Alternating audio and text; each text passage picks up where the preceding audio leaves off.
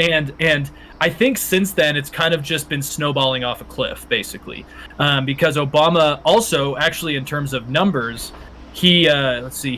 the debt grew 8.6 trillion under him, which is higher than Bush, but less as a percentage of our GDP.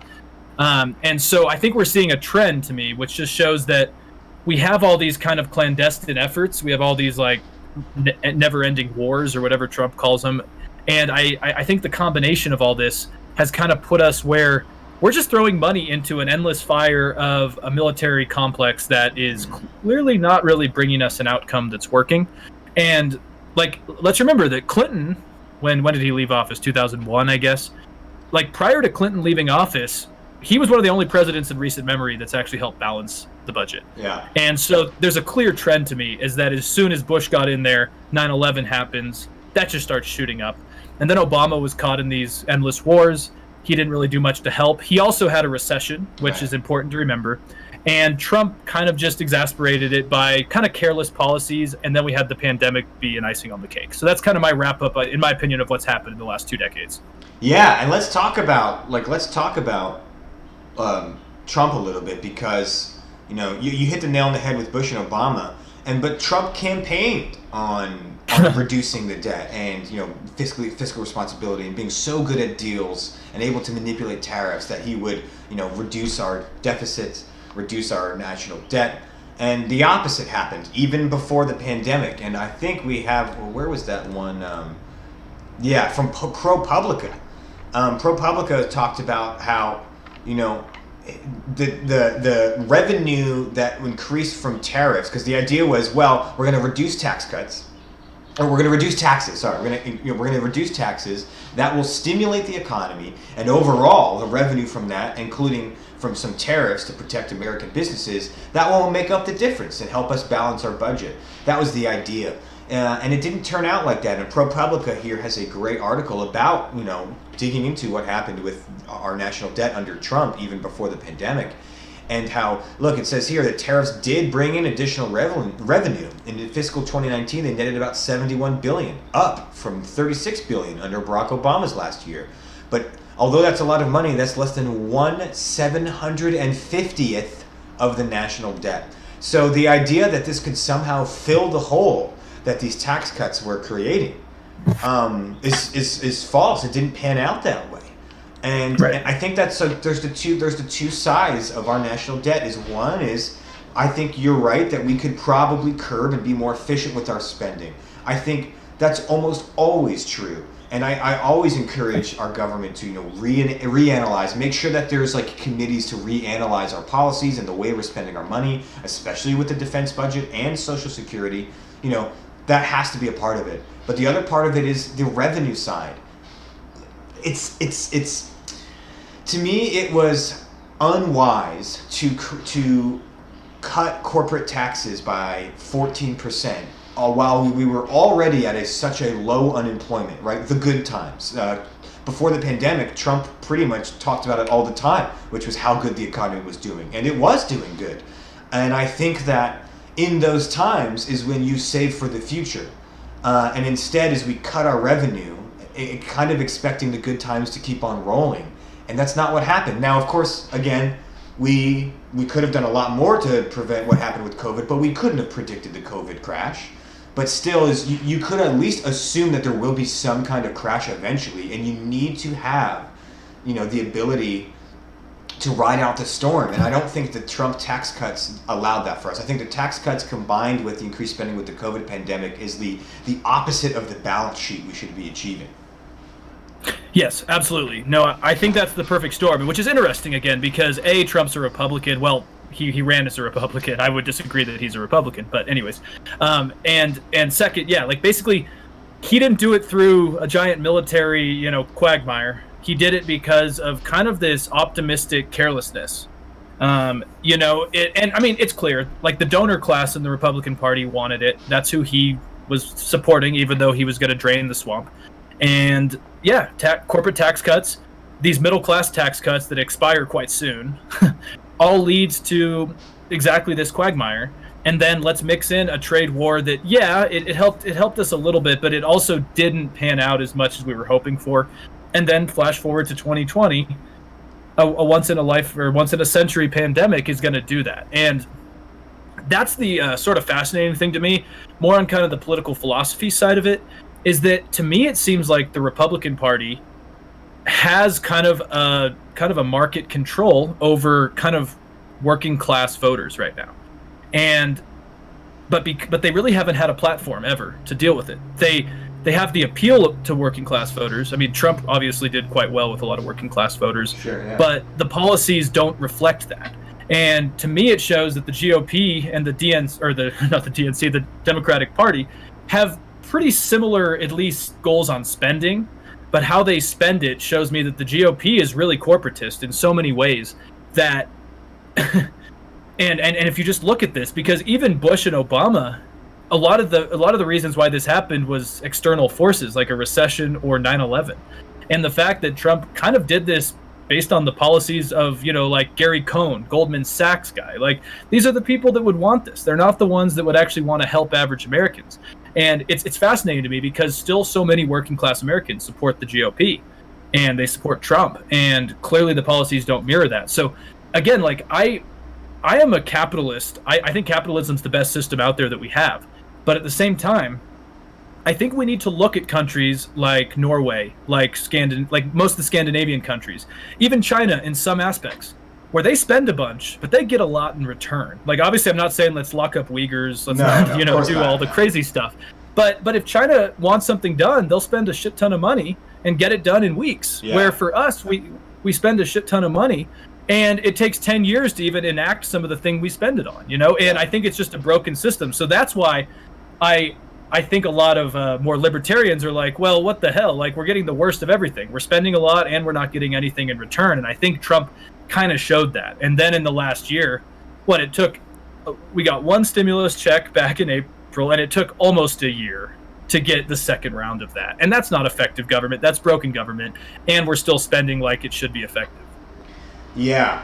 I just don't think that there really is anyone calling for a small government, really. Like Rand Paul may talk about it, but, we're building walls, we're expanding our military, I just see it as like no one's small government, and which is funny because the whole reason we decided to do this episode is because I saw a comment from someone who used to work in the Clinton administration on a political forum, and he was talking about how in the 1990s there was this big battle about deficit spending and like welfare basically, and this guy had wanted Clinton to expand the welfare programs under his administration, but Clinton decided not to. He thought that it would be too detrimental to get reelected, and so he played kind of the middle. And so he went in front of Congress and said that the era of big government is over. A pretty bold statement, especially for a Democrat. I mean, saying like the age of big government is over in the 90s as a Democrat is a fascinating thing to think about, because I don't think anyone would even say that today. And even if someone would, the claim would be false. And I think Clinton's claim was false. So yeah, he balanced a budget for one term, but then boom, 2001, 9/11, Iraq War, and we're off to the races again with our spending, and it hasn't slowed down since. So it's just a really interesting thing to think about. Like, I think Clinton was wrong. I think the era of big government was ramping up. Yeah, definitely. And, I can't help but wonder if it was his experience running the government and sitting in the White House that maybe caused him to say this. Because I always think about how we kind of saw Republican obstructionism grow during that time. Like, that was the rise of the Newt Gingrich part of the party. The kind of segue into Trumpism, the Rush Limbaugh being the kind of microphone for this new populist right. Mm-hmm. And I wonder if Clinton somewhat meant that the obstructionism on the right that he was starting to face towards the end of his time in office was going to just keep growing, so big government would never be able to do anything because of the obstructionism. But instead, we've had just kind of Republicans obstruct when they're out of office and then spend like Democrats when they're in office, which is kind of funny. But But it is interesting to hear Clinton say that, because I don't think anyone would think he was a small government advocate. No. So it just makes me wonder if maybe what happened when he was in there made him think that this kind of, maybe he saw the Tea Party-esque movement coming that in theory says they're against big government until they're in office. Because I would argue Trump was just a later iteration of the Tea Party movement. Sure. Yeah. I mean, it's a good point. I mean, certainly economic, like as far as like the actual debt itself, Democrats would probably want to spend a bunch of money domestically, and Republicans in general, this is a very big generalization, are fine with large spending if it's defense, right? Sorry, there's someone honking. I don't know why. Uh-oh. They want you. So, Republicans are okay with a large spending if it's defense and maybe border security. Democrats are okay with a large spending if it's like, welfare systems, social safety nets, that. I also want to talk a little bit about like cultural understandings of large government, because, the famous thing is like the libertarian who says is like, I want a gay couple to be able to defend their weed plants with guns. That's kind of like the t-shirt you see about like, a lot of social freedom. And I think that it's important to remember that, because obviously no Democrat would say that they're like, not no Democrat, but it's rare for a Democrat to say they're small government, but they generally want social freedoms. Whereas Republicans, interestingly enough, economically want a small government, but often, especially like very culturally conservative people, they want a big government if it involves, protecting religious rights and for perhaps even, demanding or like allowing, like banning abortion. Banning abortion is a pretty religiously tied policy position, and that requires a large government to enforce. So like my point is only that, because you are on the culturally conservative, if you're like a cultural conservative and a conservative Republican, there are things that you might think are egregious that like would call for a large government. I don't think Republicans are small government anymore, and I think that like things like shutting down Planned Parenthood and banning abortion and like look at the kids in cages thing, man. Like look at the immigration with the kids in cages, and by the way, I'm also upset with Biden's use of these facilities as well. So no one's off the hook here. But that to me is extremely big government. That's a large state deciding to like separate a family from a child and put them in a cage. That is Orwellian if I've ever heard it. And that's supported by Republicans. I mean, that's big government for you. That's big government. So, my point here is that like, if you're out here saying like you're some small government Republican, I call BS. What I would say is just, and I agree with you, and it's always kind of blown my mind is how on one breath Republicans say they're small government, and then on the next breath they're trying to obstruct your kind of sexual freedoms or whatever else it may be. And to me, what I've kind of gathered is that, I think people more on the left believe that the government is supposed to be designed basically to give people a safety net and to help their rights be equally protected. And so I think if you put on your Republican hat for a minute, maybe even your MAGA hat, then I think a lot of Republicans, especially more the evangelical Republicans, believe that this country was developed on Christian values. And I don't believe that, but I do think that is where they're at. So for them, where the left values safety nets and protecting everyone's freedom, I think a lot of people on more the evangelical right especially believe that it is the goal of the government to protect a Christian majority in the country. And that is not correct in my opinion, but I think that's where they lean, is that their view of what the U.S. government should do kind of comes from this protecting religious freedom, but also meaning protect a predominantly Christian nation. And so I think that's where we get this almost like schism in big or small government, because I think that's why you have states like Alabama, or I forget where it was, where that lady wouldn't make the cake for the gay couple. Was that in somewhere in the Missouri? South? I remember the lady. I can see her face, but yeah, it was like somewhere down there. Yeah, like I think that's why they're for states' rights, is because they want to just say basically like, you know what, even if the federal government does this, like we just don't believe in a big apparatus to do it. And it's funny because they fight against sometimes like national spending and then say the system doesn't work.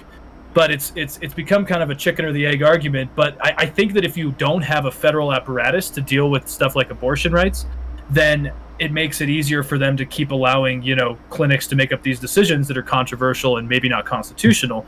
And because I don't really see now under Trump, I think it became more apparent, but I don't particularly see the Supreme Court until Trump really politicized it. I mean, it has been, but it got worse under Trump. I haven't really seen a lot of Republicans actually wanting to completely get rid of Roe v. Wade. I think for them, they want to just open it up to the states, which is kind of a quasi way of saying get rid of Roe v. Wade. But I think that's always been their take is let's find a way around big government, and in the means of that, we're going to take away decisions. If that makes sense. I'm kind of ranting here at this point about that, but I think they want to muddle the waters of federal government so that it's easier to let people with religious views enforce what they believe on. Yeah, that's interesting. That's an interesting point, because we talk about smaller or large government. That's a good distinction.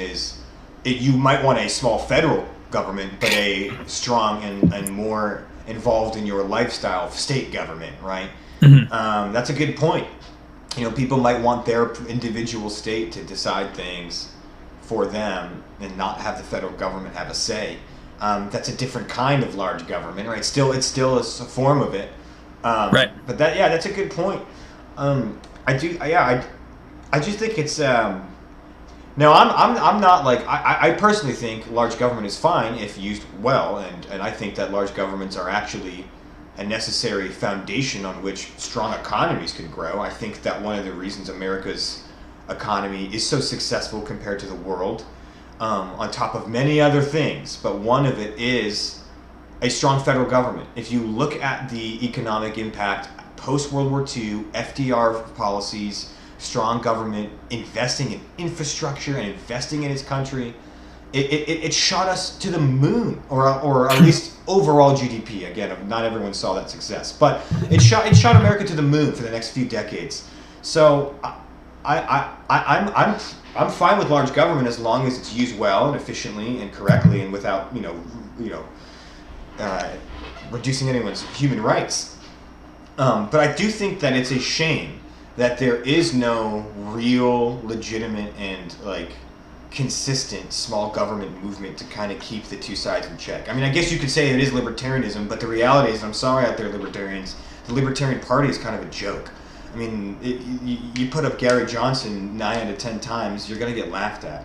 So there's no real actual people in government, I think, to keep in check some of these spending. It's just kind of two sides that want to spend it differently, and I think that is a shame. Yeah, I think a lot like communism and anarchism, libertarianism, the proof is in the pudding. The devil's in the details. I think libertarianism is a better guidance or a good messenger to show people about personal responsibility. I think it's better in theory than practicality. A lot like communism, the idea of sharing things to lift up the little guy. But when it's actually carried out or rolled out into a country, it doesn't work. Now, we haven't really seen libertarianism on a practical scale carried out inside of the world, because I agree with you. I don't think it actually works. Again, I think for me it's more of a guiding principle of how people should act on an individual basis inside of an economy or inside of a country. But I'm with you, and I think clearly the trends are going in the opposite direction. Now, okay, so the one thing I wanted to ask you though, really quick, it's kind of adjacent to this, that it involves the stimulus bill, which is obviously a huge 1.9 trill, man. 1.9 trill. Okay, so what is this phenomenon? We have Republicans. Not a single Republican voted in favor of it. But then we have Republicans now basically kind of trying to take credit for it passing. There was a gentleman in Alabama, I think it was Ted Cruz in Texas, who were what's her name? Lauren Boebert in Colorado. She was saying that she was glad this bill passed and that the money was the American people's from the beginning. But they all voted no. So isn't this kind of strange, where you're seeing an obstructionist party, but they're trying to almost take the credit for the popularity of getting paychecks to people that need it? I mean, I'm personally not surprised. I think that it was a poor move, considering if you look at how popular these direct payments were, and the 1.9 trillion stimulus bill in general. You had polls showed almost consistently high 50s, 60s, and then sometimes even 70% approval of this bill across the board. And so I think it was politically stupid for these people to vote no on it. But, you know, the argument I heard was I wanted to vote yes for the direct payments, but there was other things in the bill that I did not like. And that's a valid argument, but then you should have just voted. But then don't take credit. Like, vote yes if you want to take credit, and vote no if you don't. And I think that is a valid argument. If you're like, well, I don't like these other things, then vote no and then own it. don't go back and be like, hey, I helped with the direct payments, because you didn't. You voted no. So it is a weird, like, it's hypocritical.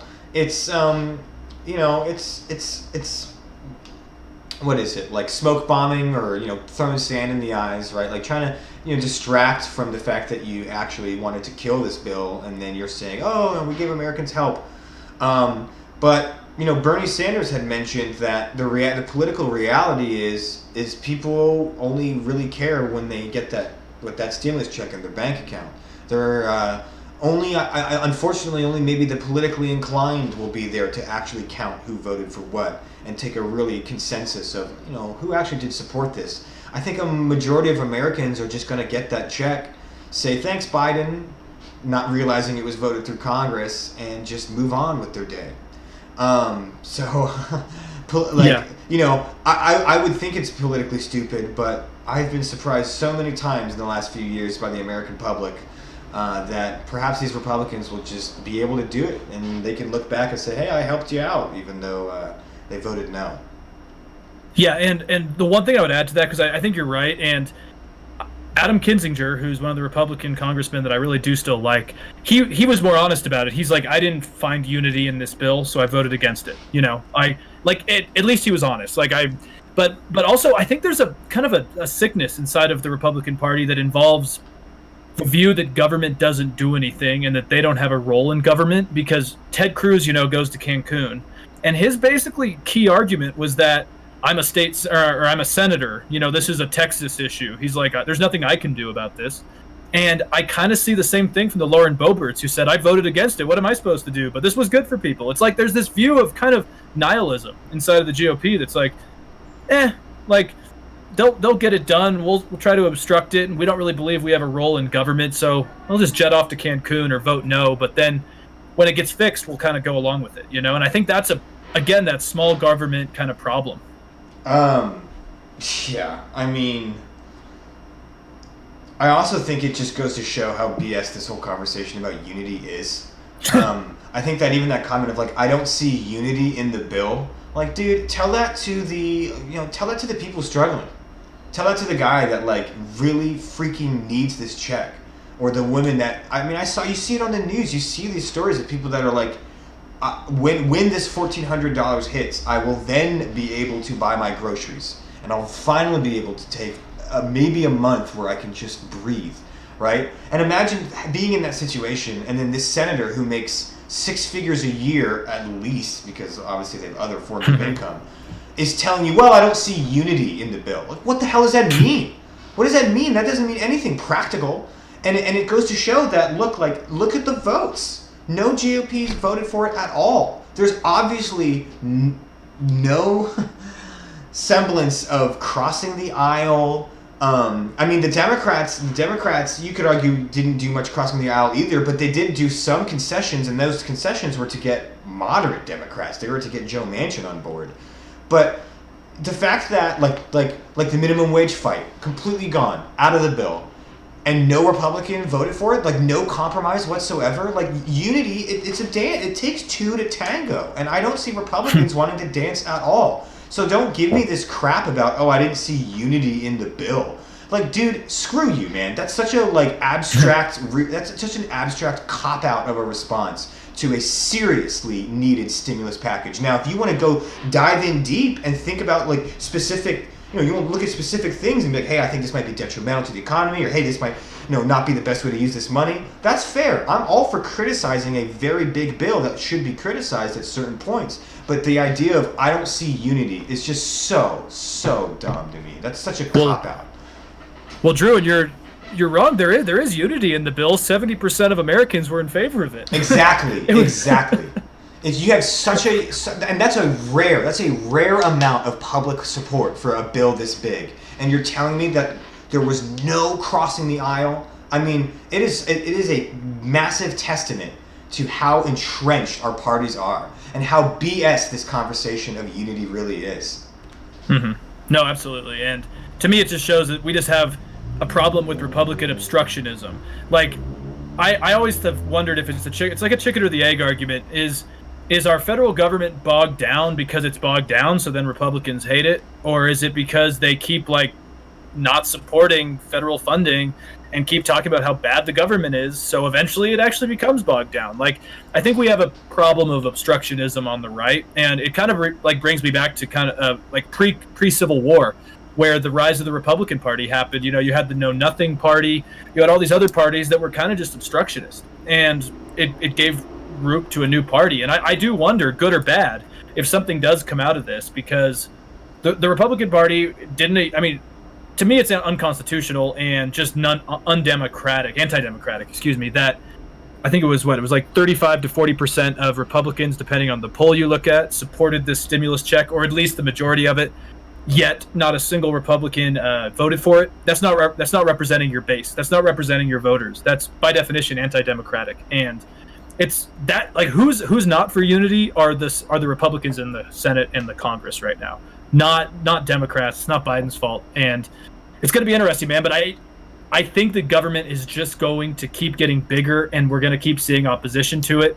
And I'm kind of, my last takeaway, which I wanted to say earlier and I totally forgot, was that if we want to have efficient government, fine, efficient big government, what we need is two parties that are healthy, that are willing to work together and make it happen, or a one-party state like China, which is much easier. But obviously, we don't want to go that way. So, but the problem is they're so forced on these half-assed milquetoast compromises. That's why, you know, to pass solar panels in California, it takes a decade to actually enact some of these policies, because you have to appease every other interest group, every Republican, every Dem. You know, it just gets convoluted. So that's why it ends up, we have these pork-like bills that actually don't help the people that need them.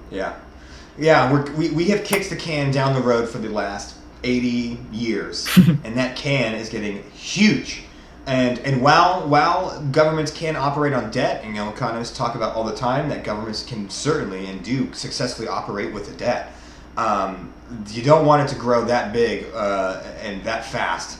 So we certainly need to really analyze how large our government is, where we're spending, and where we're getting revenue from. That's kind of the first conversation we had. And then the second one is just a little thing about the unity, because, like, I do want to talk about how, you know, Democrats weren't calling for unity during the Trump era either. They were trying to, you know, obviously impeached him twice and tried to obstruct him just as much.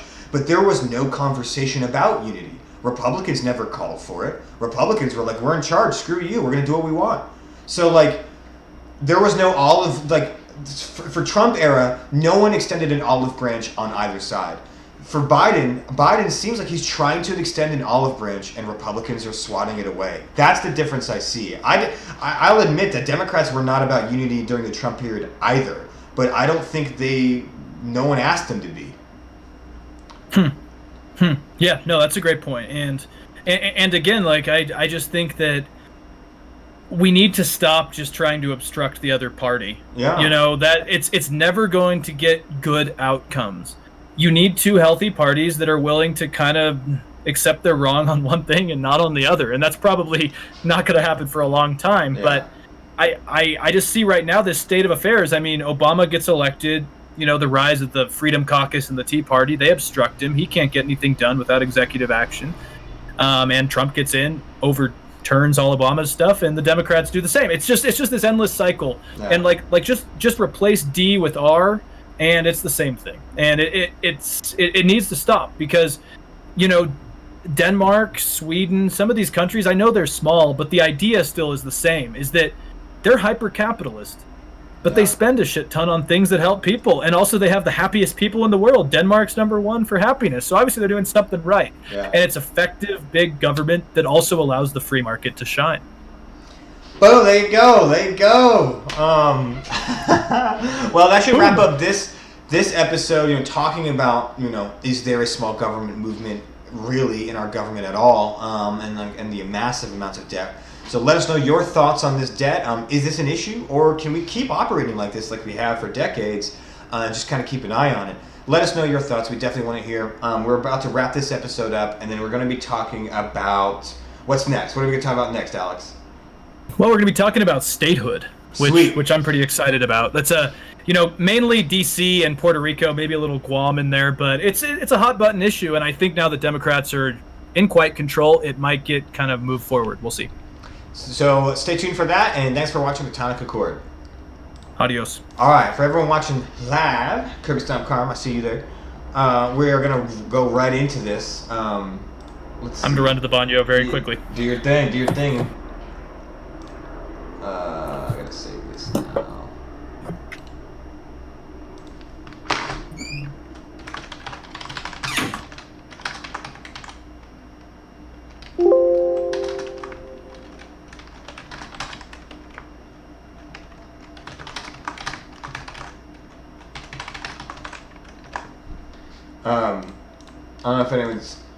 I don't know if anyone's seen Lord of the Rings. Kyrgyzstan, I know you have. But it reminds me of that Bill Clinton quote about like the age of big government is over. It reminds me of that one orc that's like the age of men is over. The time of orc has come. But obviously Bill Clinton was wrong. King, thoughts on ecofeminism? The people want to know. Ecofeminism's lit.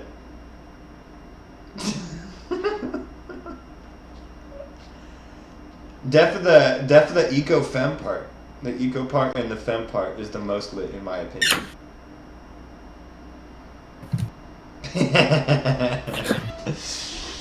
Oh boy. Hi.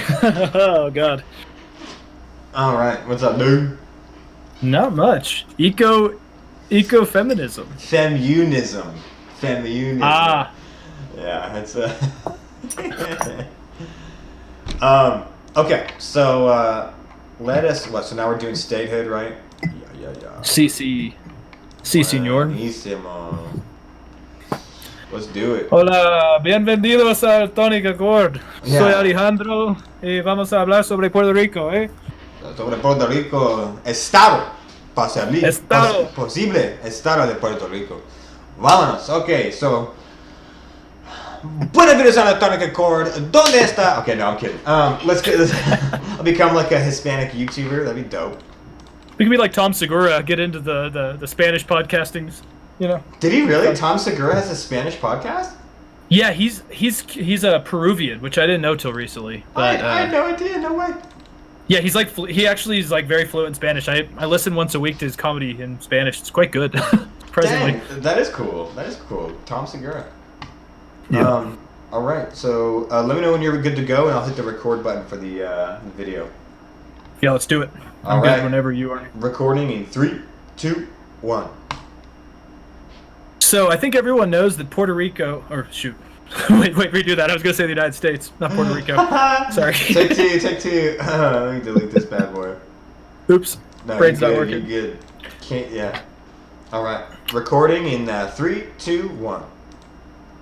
All right. So I think everyone knows that there are 50 U.S. states, but there's also some territories and the District of Columbia. They're not U.S. states, but they do pay taxes. They don't vote. Well, they kind of vote. It's weird. And so today, Drew and I are just going to talk about, now that Democrats are in control of the Senate, the House, and the presidency, will they try to push forward in bringing on the enfranchisement of more voters in these U.S. territories? So, Drew, before we get started, I first off hope you're well. I know you're down in Southern California, so if you know Congressman Eric Swalwell, I would love it if you would tell him to stop sending me emails, because they're trying to get me to send money, and I do not like him. But anyways, I thought I would start off with that. Yeah, I'll just DM him real quick and let him know. Yeah. Yeah, they're asking for money and all this stuff. I'm like, come on, man, you were sleeping with a Chinese spy. But anyways, so why don't we start with DC, if that's okay? I just wanted to give a quick little background on kind of why DC isn't a state. And if this is the first time you're hearing that, listeners, yeah, DC is not a state. And so basically the oldest origin story of DC is that the British kicked out a very unfortunate Native American tribe. And then over time, basically what happened was it became parts of Maryland and Virginia. And then finally, after the Constitutional Convention and the ratification of the Constitution, in I believe it was like 1790, land was taken out of Virginia and Maryland to create the District of Columbia, which is now DC. At the time, there were like 3,000 people, so it wasn't anything too insane. But slowly over time, the population was not allowed to vote for Congress or the president. Now, the Congress did give them like their own kind of elections. You know, they could elect city officials, elect mayors, that type of jazz. So it wasn't like they couldn't make any decisions, but they were never allowed to vote for a senator, a congressman, or the president, which is kind of interesting. And so then in the 1870s, Congress actually stripped DC of any representation, mainly because, guess what? That area was full of mainly ex-slaves. And a lot of white landowners did not want DC to have this much political power, especially in the capital of the nation. And something wild that I saw is that during Reconstruction, 2/3 of DC was black. So kind of fascinating to me. And it does, I think, tell us right off the bat that there were some racial reasons for them not wanting to make DC a state. And now there were also constitutional reasons, you know, where it's not in the Constitution. The idea by the founders was, or at least some of the founders, was that this is the house of government. This is the city of government. It's not a state, because that's where people are going to work. Now, obviously, things have changed. But anyways, last thing I'll say is that during the civil rights era, things did start to change because a lot of black voters in surrounding areas realized that civil rights also involved giving people in DC the right to vote. And so there was the 23rd Amendment, which did give people in DC the right to vote for president and vice president. And then DC residents won the right to elect their own mayor and city council. But there's kind of a growing call for statehood. So Drew, should DC be a state? Just initial thoughts. I think they deserve it. I mean, if you're an American citizen, you don't have a congressman or woman, that seems odd, right? I think that, you know, I mean, gosh, the reason we have this country is the whole idea of, like, you know, taxation without representation. I mean, that's literally what's going on in D.C. Now, the representation's got a little bit better, but it's not on the same. I mean, if you live in D.C., you have less political representation than the guy who lives across the river in Virginia. That's just a fact. That shouldn't be it. And I understand that the original idea of, like, maybe you create a neutral zone where you have the heads of state and the government to meet, and you have this neutral zone where we hash out, you know, government stuff. But the reality is the Washington, D.C. is now a fully fledged city that includes a ton of industries and people and flow of goods and services and commerce. It is not only, I mean, it's obviously most known for its being the seat of American government and probably holding some of the most power in the world. But it's also a city where people, you know, have a hot dog stand and take their kids to baseball games and, you know, pay property taxes for their schools, like anyone else in America. And so for those people to have less political representation is simply just not okay, in my opinion. But I think the problem is, as you mentioned it before, is there's political implications for having people vote in D.C. And one of the main things I think today that prevents it from being a possibility is the fact that D.C. would be pretty overwhelmingly Democratic. You know, capital D, blue party Democratic. And for the statehood to get through the Senate without a filibuster, you would need 60 votes. For the state to get through the Senate with a filibuster, you need 60 votes, and Republicans are just not going to do that. I mean, Republicans would basically be allowed them to, like, lose political power. And I don't see them doing that. Mm-hmm. Absolutely. And I think you touched on a really good point, is that the filibuster, again, is kind of the root of all these problems, right? And it is true that if the Biden administration or a future, mainly Democrat, wants to deal with this, the filibuster is in the way. Yeah. Because I don't even particularly know how Joe Manchin stands on this, or Kyrsten Sinema, or Congressman King, the independent from, I think it's Vermont or Massachusetts. These, like, it's a tough sell. But again, like, this is something I think it's kind of been one of our themes over the last, like, month, has been, you know, Republicans want less people to vote because they've realized that less voting is good for them, and Democrats want to expand voting to everyone who legally can. And that again seems the crux of this discussion, right? And I think you're right. Like, I think the two things are political problems, and that just goes right back to the filibuster. Biden's kind of been somewhat milquetoast on this whole issue. I think he's, for his defense, he has a lot on his plate. Yeah. So maybe I'll give him the benefit of the doubt. Yeah.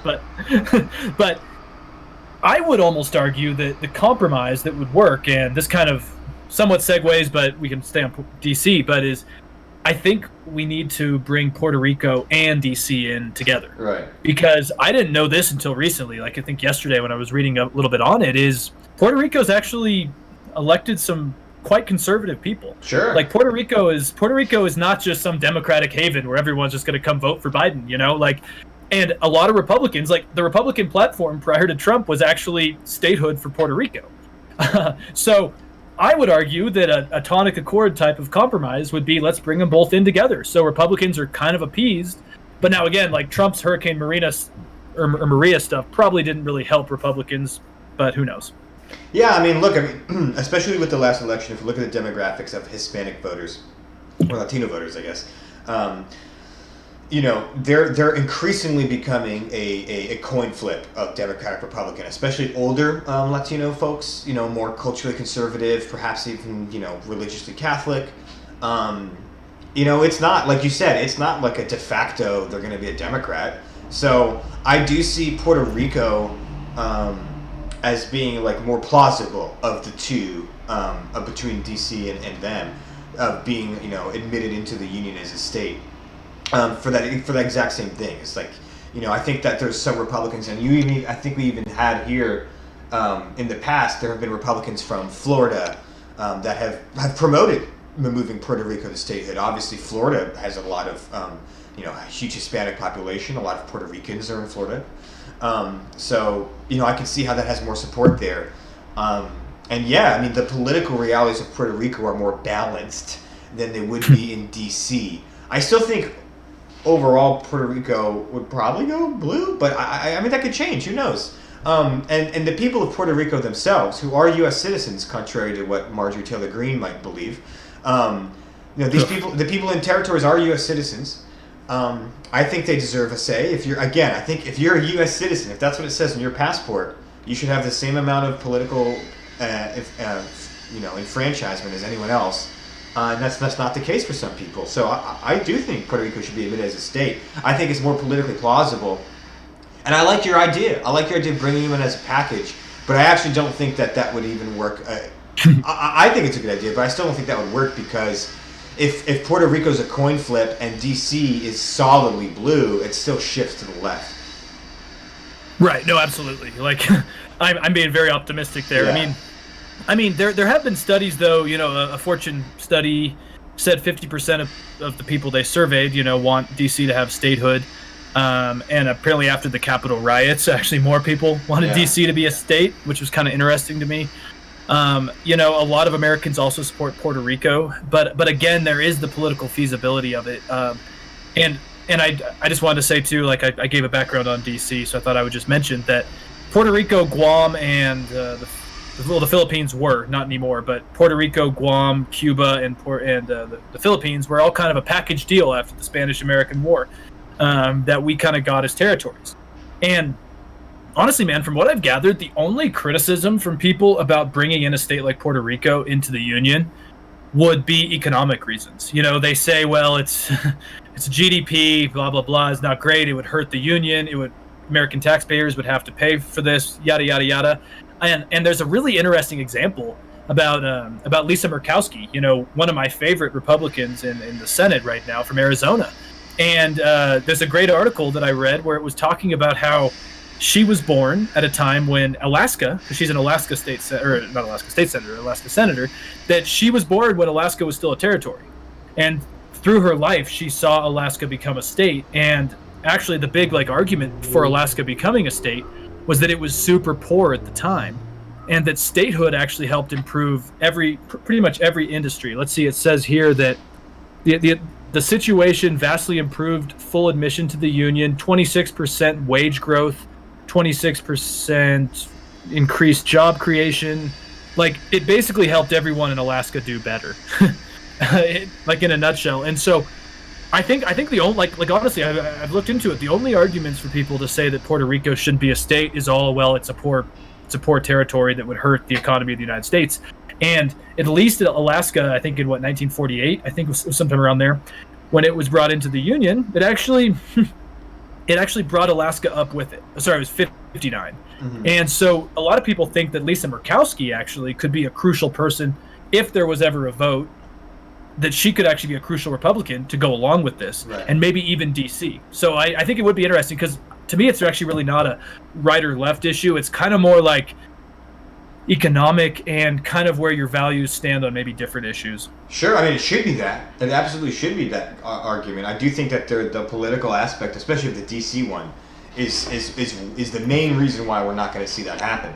But it should not be about the political implications. It should only be about, hey, are we providing the same amount of rights for every American citizen? And the answer currently is no. So we should change that. That's at least my position on a basic theoretical level. As far as the Lisa Murkowski thing, that is super interesting. It is fun to think about, because, for you and me, who's millennials, we've only ever known the 50 states, the nice neat flag. We got 50. It's a nice number. But my grandparents, when they were born, it was 48. Hawaii and Alaska weren't states yet. It wasn't 50. And there's nothing in the rule book that says we can't go over 50, right? I think it's just we get used to it because it's just kind of neat and nice and compact. It's like the 50 states. But no, man, let's bump those numbers up. Let's get those numbers up like it's Wolf of Wall Street. Let's go to 51, 52, 53 even if you want to add Guam. And Guam's an interesting one because that is a very, very small territory and very, very far away from the mainland. I mean, I think it's farther than Hawaii. Significantly farther than Hawaii, away from mainland United States. Yeah. I don't know if that's the kind of thing you make it a state on its own or make it a part of Hawaii even. I'm not sure exactly, but still though, the people that are there that are citizens deserve the same political rights as anyone American citizen in that representation in government.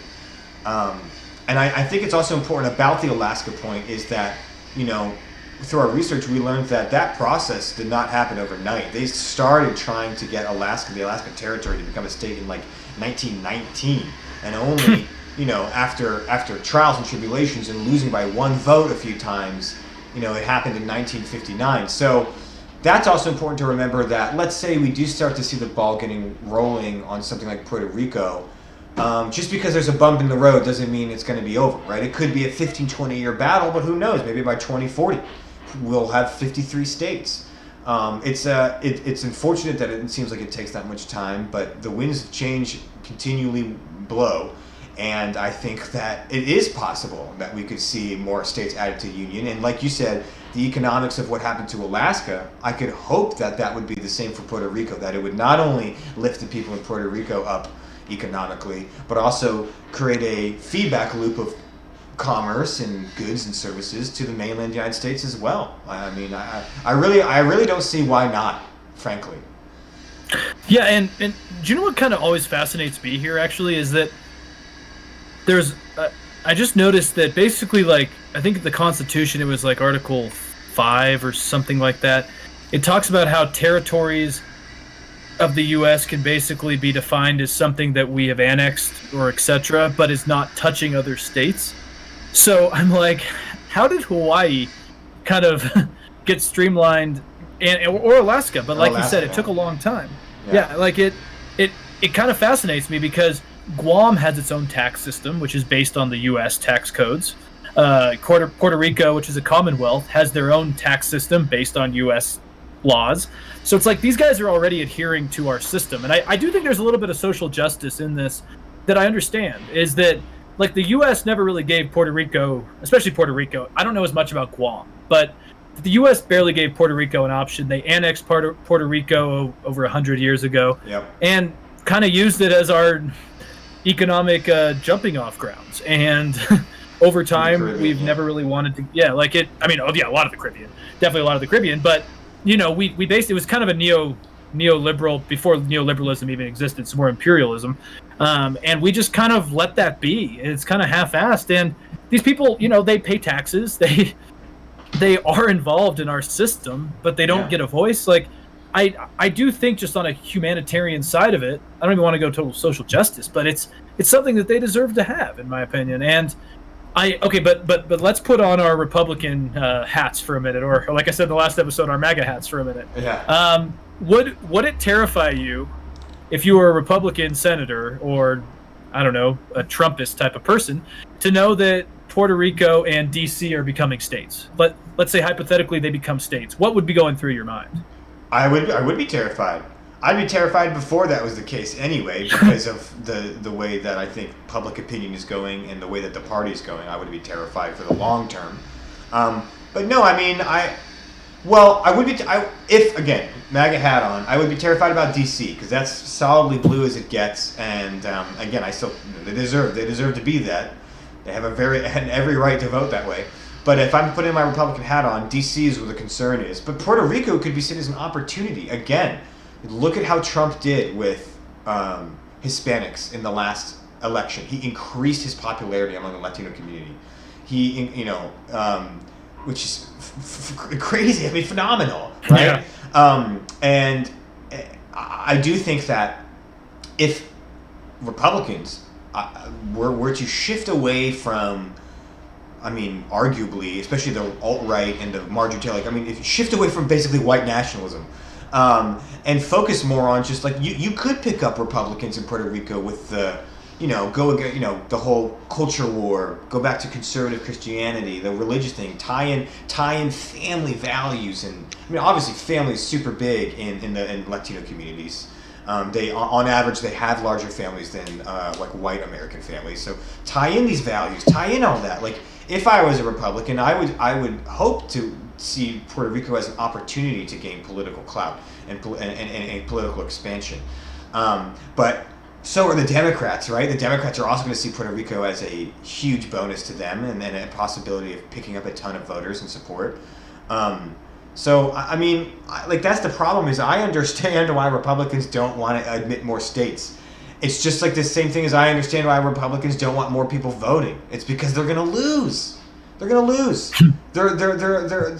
Their policy planks are becoming increasingly less popular, and they're making decisions, like we talked about in the last episode, by for some reason not supporting some of these massively popular public policy positions. Sorry for all the P's, but I don't know. I mean, I think the Republican Party should be scared of what's happening regardless of adding states, but definitely they would be scared of adding states. But again, it's a shame that they're scared of adding states for political reasons when like you said, we have to think about the humanitarian aspect of this. These people deserve the right to vote on their political on their political representation if they're American citizens. That's as simple as it gets. It's going to be a fight. It's going to be a fight. I think it'd be really cool to one day see that flag gain a star or two in my lifetime. Absolutely. And, I just can't help but imagine that Hurricane Maria, why do I keep saying Marina? But Maria, I couldn't help imagine that if Puerto Rico maybe did have elected officials inside of the U.S. House and the Senate, maybe there would have been a bigger push to actually get help there quicker. Absolutely. And also the fact that the CARES Act gave less money to D.C. than other states neighboring it, the fact that citizens had no say over the riots, after George Floyd died in D.C., there is a bit of disenfranchisement, which unfortunately has been definitely a part of our history. But I just can't help but imagine that it would be better for the country, historically speaking, going forward. And it's bad to me that Republicans are not even willing to give it a chance. Give them your case. Don't just say we don't want more voters because they're automatically going to go left. Right. Maybe switch your policies so you're less toxic to people that don't look like you. Yeah. Let's be honest. Yeah, maybe start persuading people to vote for you. Instead of blocking people from voting for the other side, maybe start being better and getting people to vote for you. Exactly. I mean, I watched a Tucker Carlson segment on this a few weeks ago, and his biggest fear is that the country's not going to look like it did when he was a kid. And it's dude, shut the F up. That is not where the party needs to go. Give these people a chance. I personally grew up a Democrat, became a conservative more later high school into college, and have kind of stayed there. Like, there's other people that change their minds. People change their minds all the time. And I just think if you don't even want to give that option there, it doesn't make sense. But again, back to kind of the start of this, it is going to be hard because you would need a bill to go through both houses. and that to me seems like the most difficult part, especially when we have such an even split. And then you have the media apparatus where, I mean, I like Ben Shapiro. I've liked him less since January 6th. But you get people like him who have they have disingenuous arguments about how it's not constitutional and how, like, these people are trying to violate the population in voting. It's like, I don't think Ben Shapiro is some white nationalist, but there are disingenuous arguments going on about how these people should not be voting. It's like, they could serve alongside us in the military. Why can't they vote? Yes, they volunteer to risk their lives for this country, yet don't have a congressman or woman in office. That's just a problem, man. I actually can't even believe that there's an argument about the constitutionality of admitting Puerto Rico. Like we've admitted states before all the time, and pretty recently, 1959 is not that long ago. And on top of that, like, change it. If you think something's wrong, if the Constitution's blocking us from doing something that's completely humanitarianly right, then, like, change the Constitution. We amended it for reasons. We've amended it many times for very good reasons. So I kind of really hate how much everyone relies on abstract constitutional interpretations to then apply to, like, modern, very real on the ground issues. It's kind of a problem Americans have. Like, I think if you look at other countries, I mean, every state has a constitution, but ours is actually one of the oldest. Most constitutions in the world are from 1900 and after. I mean, through obviously restructurings of lands and wars and everything, but our Constitution is old. Our Constitution is not young. And our Constitution should be changed and has been changed and will continue to change. So acting like it's this set in stone thing, I think Puerto Rico becoming a state's a good idea, but if only it was constitutional. Like, make it, dude. What the hell? Like, why are we blocking ourselves from progress from a document that is supposed to be changed over time? So that argument from Ben Shapiro is bunk, in my opinion. I also think that, like, I don't know, man. Like, I think that it is disingenuous. It's disingenuous to use all these abstract constitutional arguments when I think the reality is they know that they're not popular in these territories, and that would mean, political detriment to them. Let's also look at what do Puerto Ricans think about this. Puerto Rico just votes, and they vote on these measures multiple times as an idea that they should seek statehood. So this is the recent election, November 3rd, 2020. 52.34% yes, 623,000 votes. 47.66% no, 567,000 votes. Now that's not like an overwhelming majority, like a 70-30 or something, but a 5-point difference is no joke in politics. A 5-point difference is significant. And it's been consistent. Consistently, Puerto Rico has voted that they want to seek statehood. Among the mainland Americans, it's even higher. Mainland Americans, sometimes it's 2 out of 3 in many surveys. 66% say that they want Puerto Rico to become a state, and they support Puerto Rico seeking statehood.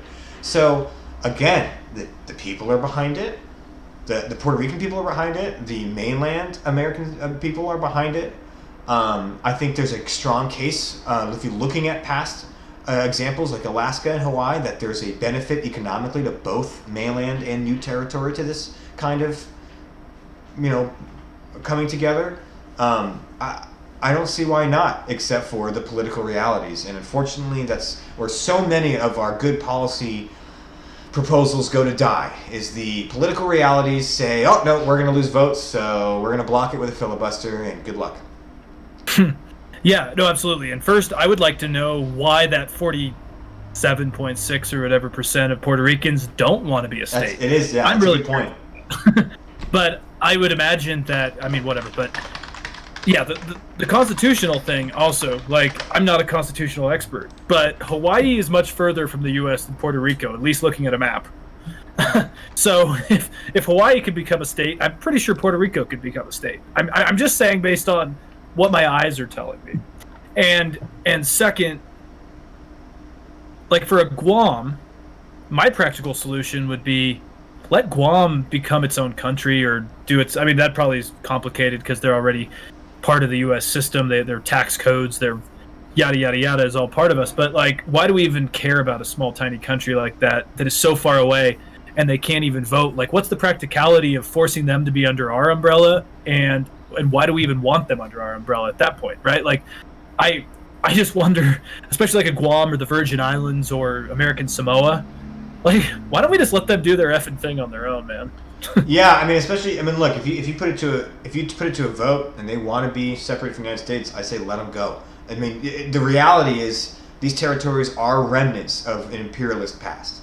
Now, I'm not saying that that's the case today. You go in Guam, but like it kind of is. If you go in Guam, the biggest thing there is the U.S. military base. You know what I mean? Like that kind of still has a lot of the remnants of imperialism, for better or worse. And a lot of people might think that's for worse. I'm just reading. I just perused, so I wish I'd read this earlier. But there is a Harvard Political Review talks about the meaningless vote for Puerto Rican statehood, and they make and I'm not agreeing with everything they're saying here. I just only skimmed. But they did mention that like a reason you might have 47% of Puerto Ricans not wanting to become a state is because they don't want to be Americans. They don't want to be in the United States. And in fact, that the Puerto Rican Independence Party received 14% of the vote in a recent election. I mean, that's not huge, but that's not insignificant. Okay, yeah. So that actually is great point there. Like that makes sense to me. So it's not like they want something better. There is also people that say, hey, like we've basically been on our own other than having to pay taxes and be drafted. Yeah. So like, why don't you just let us do our own thing? Yeah. And to be completely honest, like I as more of a isolationist in terms of my foreign policy views, not military related, but I would say let them do their own thing. Like if I mean, but again, 52% want statehood. So again, that's a moot point, but that makes sense to me. That's actually interesting. It's not because they're just like, we want difference. It's like there's some people who just want, I mean, there is pride. To be Puerto Rican is to be Puerto Rican. Yeah. Like, I'm sure there's people that just would like to actually be a country. Like, Look at Cuba. We annexed Cuba, too, after the Spanish-American War. And arguably, I wish they were a state. I could get some good cigars and some really good beans over there. So that would be amazing. But again, like Cuba's independent. Maybe Puerto Rico just wants to follow suit. Yeah, I mean, that's a good point. Like, maybe they don't want to be a territory or a state.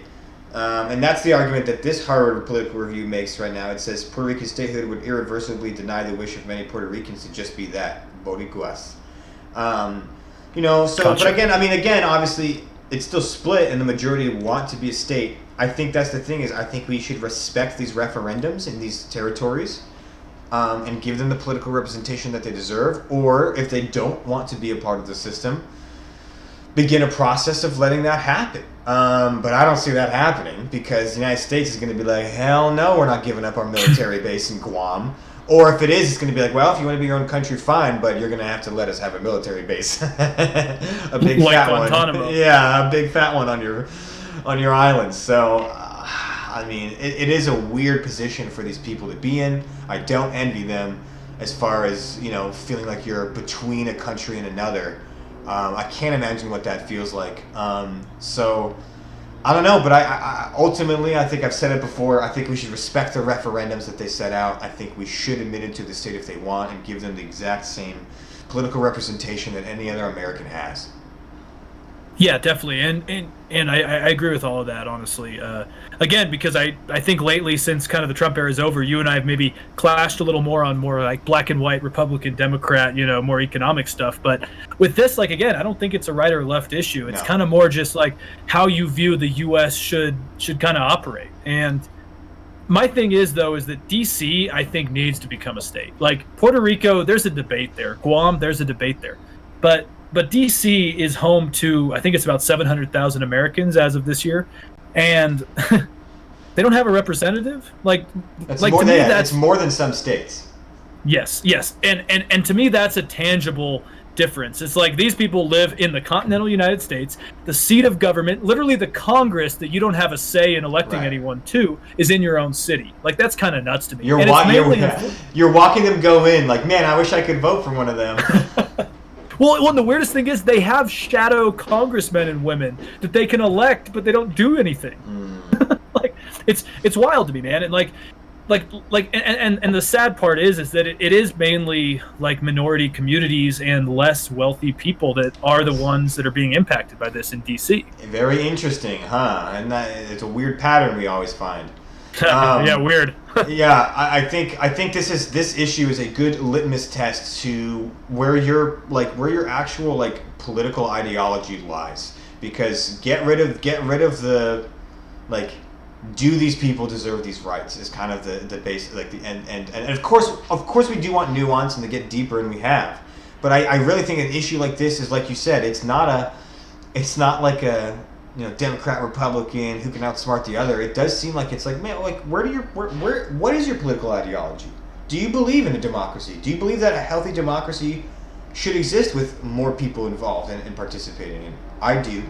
So yeah, I mean, this is it's an interesting issue, and it is cool to see that the conversation's starting again, because you have the potential for it to get farther in our government's processes than it has before. Absolutely. And just the last thing that I will say is that I think it could be difficult still to happen, just to be Debbie Downer for a moment. Yeah, no, is that because Biden, in my opinion, will probably be a one-term president. And I do see there being some shifts in 2022. And the filibuster I don't think is going anywhere. So it does bring up a question. The Republicans obviously have a chip on their shoulder where they've kind of ingrained this thought that for some reason, a new voter means a Democrat. Right. Until they can shake off that view, which I don't think that is inherently true. It's not inherently true. If you get rid of the Trumps and the Tucker Carlsons, maybe you have a chance, but I think they first need to exercise their kind of racist, ethno-nationalist demons first, because they can win. They can get some of these people. I know minority people, like in my own personal life, that voted for Trump. Like, it's it's possible, but they need to just stop saying more voters means less power for us. Yeah. It's almost a self-manifesting prophecy. If that's the thing you're going to keep putting out, then people are going to be like, yeah, well, you don't want me to vote, then if I do vote, I'm going to vote for the other guy. So, yeah, strange self-fulfilling prophecy is an interesting thing. And about the filibuster, I don't know did you ever see that video of Joe Manchin when they're like, would you ever? And he's like, never! he yells, he's like, I'll never get rid of the filibuster. Hopefully that's not what they say about statehood for some of these territories. Hopefully it's not never, in my opinion. I think Joe Manchin looks like he's in a hostage video all the time. Like he's such a pragmatic centrist that he's literally like tried to like find that line between both sides, and he can't say one damn thing wrong or he's fucked. Excuse my language, but yeah. I mean, I don't know if he has a lot of power in the Senate right now, but he has also a lot of eyeballs. I don't know if it's a good thing or a bad thing for him, but we'll see. I mean, he has to get reelected eventually. That's probably going to wrap up this episode. Do you guys at home think Puerto Rico, Washington, D.C., Guam, or any one of those three or more? I think there's U.S. Virgin Islands as well. Do you think these territories should be admitted as states? Why or why not? Do you agree with our claims about the possible benefits or detriments of doing so? And do you think that it's a political reality, or is this just dead in the water based on how divided we are today? We do want to hear your opinion. It's a super fascinating concept, especially if you are from one of these territories. I'd be very interested to hear your thoughts on this. So please let us know. Leave a comment. Always catch us on Spotify, YouTube, Apple Podcasts, Podbean, and a host of other third-party sites. Leave a like, leave a subscribe, and tune in same time next week for the live podcast as well. Thank you guys for watching this episode of the Tonic Accord, and we will see you next time.